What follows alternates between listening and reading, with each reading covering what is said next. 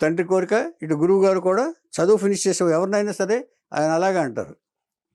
చదువు ఫినిష్ చేశాడు, degree final చేస్తాడు, ఇన్ఫార్మ్ చేశాడు ఆయన అక్కడ లెటరో ఏదో రాశాడు.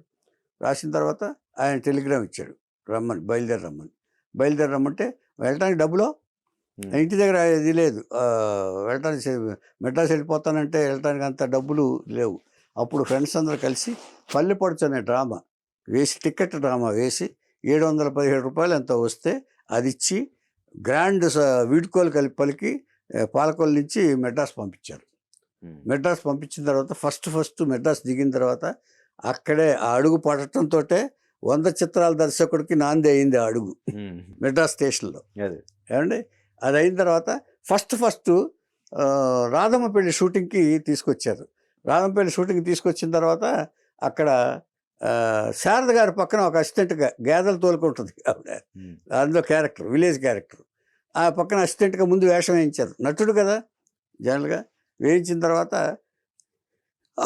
అలా స్టార్ట్ అయిన తర్వాత ఆ తర్వాత సినిమాలకి అన్నీ అసిస్టెంట్ డైరెక్టర్గా, ఇక కోరికల గుర్రాలు అయితే, ఎవరికి వారు యమునా తీరే, స్వర్గం నరకం, మనుషులంతా ఒకటే, ఇలా అసిస్టెంట్గా. ఇతనుకున్న విశేషం ఏంటంటే రైటింగ్ చాలా బాగుంటుంది, అందంగా ఉంటుంది.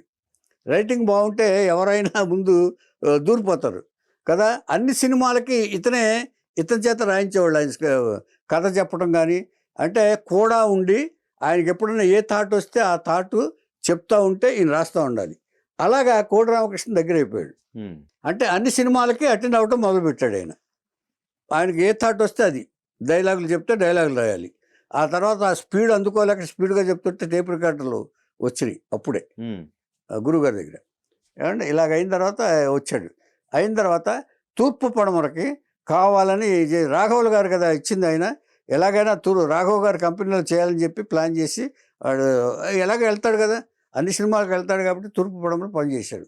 తూర్పు పడమర పనిచేసిన తర్వాత ఈ రామకృష్ణ గారు రాయటం అదంతా చూసిన తర్వాత రాఘవ్ గారు, నువ్వు ఒక కథ చూసుకో, నేను డైరెక్షన్ ఇస్తాను అని చెప్పి రాఘవ్ గారు చెప్పటం, ఆయనకి అప్పటి నుంచి అలవాటు అది. గురుగారికి కూడా అలాగే చెప్పాడు ఆయన. చెప్పిన తర్వాత అక్కడి నుంచి ఈ కథ మీద పడ్డాడు. ఫస్ట్ ఎవరిని పెట్టాడంటే పరుచూరు వెంకటేశ్వరరావు గారిని తీసుకెళ్ళి ఎక్కడో కూర్చుని తరంగిణి అనే సబ్జెక్ట్ తయారు చేశాడు. తరంగిణి నచ్చల, ముందుగా వద్దన్నారు. ఆ తర్వాత మళ్ళీ సబ్జెక్టు